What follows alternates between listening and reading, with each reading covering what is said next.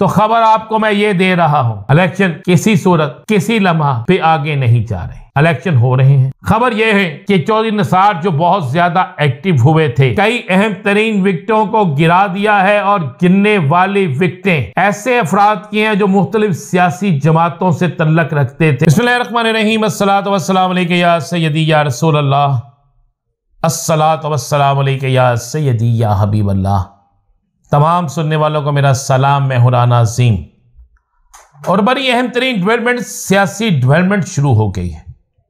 Election commission के फैसले, election commission की तरफ से इंटर पार्टी इलेक्शन को कालादम करार देने या इंटर पार्टी इलेक्शन दोबारा करने के फैसले के बाद तहरीक इंसाफ के वकला ने बाकायदा इसको चैलेंज करने का फैसला भी कर लिया और साथ में इलेक्शन करवाने के लिए, इंटर पार्टी इलेक्शन करवाने की भी तैयारी दोबारा से शुरू कर दी गई है। दोनों तरीकों से हुकूमती प्लानिंग को, सियासी जमातों की प्लानिंग को, मैं हुकूमती तो नहीं कहूंगा, सियासी मुखालिफ जमातों की प्लानिंग को नाकाम बनाने के लिए काम शुरू कर दिया गया है। एक तरफ अदालत से रजू, दूसरी तरफ अगर रिलीफ नहीं मिलता तो फौरी इंटर पार्टी इलेक्शन में चेयरमैन के उम्मीदवार कौन कौन हो सकते हैं, किस किस का नाम सामने आ सकता है। अगर कप्तान के नाम पर इतराज होता है तो सेकंड नाम किसका होगा, अगर कप्तान के नाम पर इतराज होता है तो फिर और नाम क्या होगा, अगर कप्तान के नाम पर इतराज नहीं होता तो फिर क्या सूरत हाल होगी, कितने लोग उम्मीदवार होंगे, क्या सारे इलेक्शन बिला मुकाबला होंगे, क्या इलेक्शन होंगे, क्या कोई बड़ा इज्तिमा होगा, उस इज्तिमा को रोकने की कोशिश की जाएगी या नहीं की जाएगी। ये सारी चीज़ें जो है वो की जाने लगी है, दोनों साइडों पे खेला जाने लगा है। अलकादा ट्रस्ट 190 मिलियन पाउंड स्कैंडल जिसे हम कह रहे हैं, उसमें 4 रोज़ा जिस्मानी रिमांड कल आपको पता है मिल गया मजीद चेयरमैन पीटीआई को। लेकिन बड़ी मजे वाली बात है कि चेयरमैन पीटीआई को जिस केस में रिमांड लिया जा रहा है, उस केस के हवाले से सुप्रीम कोर्ट में जमा कराई की दस्तावेजात, पैसों का हवाला और सारी चीजें सामने आने के बाद इस केस पर तो रिमांड तो दूर की बात, मेरी नाकस राय नहीं, अपनी राय नहीं, मैं ये कह रहा, मैं आईनी कानूनी माहिरीन के मुताबिक कि ये सारा काम बिल्कुल ख़त्म हो जाता है। वो इल्ज़ाम जिसकी बुनियाद पर केस चल रहा है, वो सारी चीज़ें जिसकी बुनियाद पर केस चल रहा है वो ख़त्म हो जाती है। ये सिर्फ इसको एक सियासी या सिर्फ किसी को एक बदनाम या किसी को तंग करने के लिए सब कुछ किया जा रहा है, ये वकला की तरफ से कहा जा रहा है। और उन्होंने जो पॉइंट्स और जो चीज़ें दी हैं वो बिल्कुल क्लियर और सामने। अब जरा बात करते हैं कि आज क्या हुआ और कल क्या होने जा रहा है और आइंदा आने वाले चंद दिनों में क्या होगा। तो खबर आपको मैं ये दे रहा हूं, एक प्लानिंग चल रही थी कि किसी तरीके से इलेक्शन को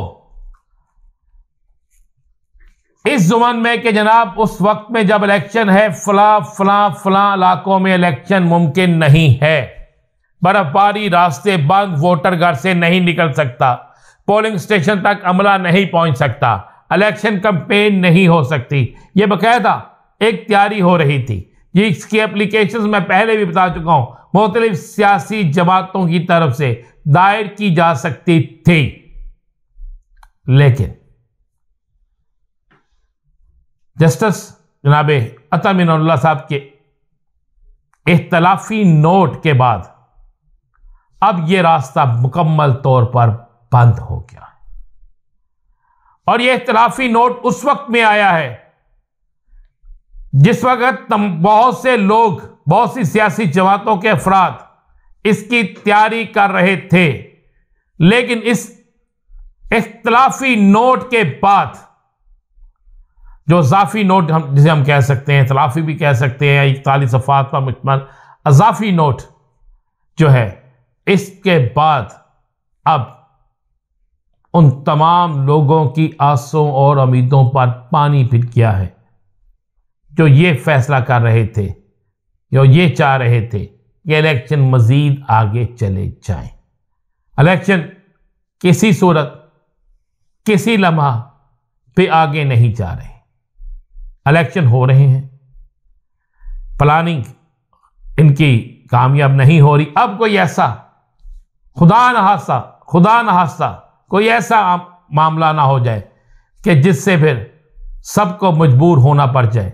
इसके अलावा सियासी जमातों की चाल तो नाकाम हो गई, जिससे बड़े शदीद परेशान है, क्योंकि अवामी सतह पर महंगाई, बेरोजगारी और 16-17 माह की इनकी हुकूमत, जो 13 जमातों की हुकूमत थी, उसमें अवाम के साथ जो किया गया है, इसके बाद अब तो किसी सूरत में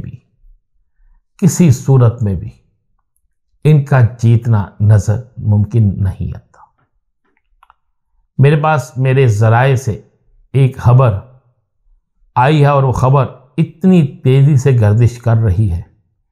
खबर यह है कि चौधरी निसार जो बहुत ज्यादा एक्टिव हुए थे, चौधरी निसार ने कई विकेटें गिरा दी हैं, कई अहम तरीन मुलाकातें करके कई अहम तरीन विकेटों को गिरा दिया है, और गिरने वाली विकेटें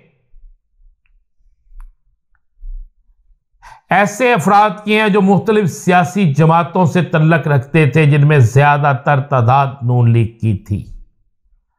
अब चौधरी निसार ने यह फैसला किया है और यह पैगाम अहम तरीन अपने सियासी, अपने जाती दोस्त तक पहुंचा दिया है, एक मारूफ तरीन वकील के जरिए, कि मैं बहुत जल्द बड़ा सरप्राइज देने जा रहा हूं और मैं सिर्फ इंतजार कर रहा हूं कि इलेक्शन शेड्यूल का ऐलान हो जाए। इलेक्शन शेड्यूल का ऐलान होते ही मैं एक बड़ा सियासी धमाका करूंगा, और इस बड़े सियासी धमाके के बाद बहुत से लोगों की नींदें हराम हो जाएंगी, बहुत से लोगों के वजीर आजम बनने के ख्वाब चिकना चूर हो जाएंगे, और बहुत से लोग सियासी तौर पर बिल्कुल यतीम हो जाएंगे। चौधरी निसार का ये सियासी धमाका और पैगाम सियासत में एक नई हलचल लाएगा। क्या नई हलचल लाएगा बताएंगे अगले व्लॉग में। इजाजत दीजिए, अल्लाह।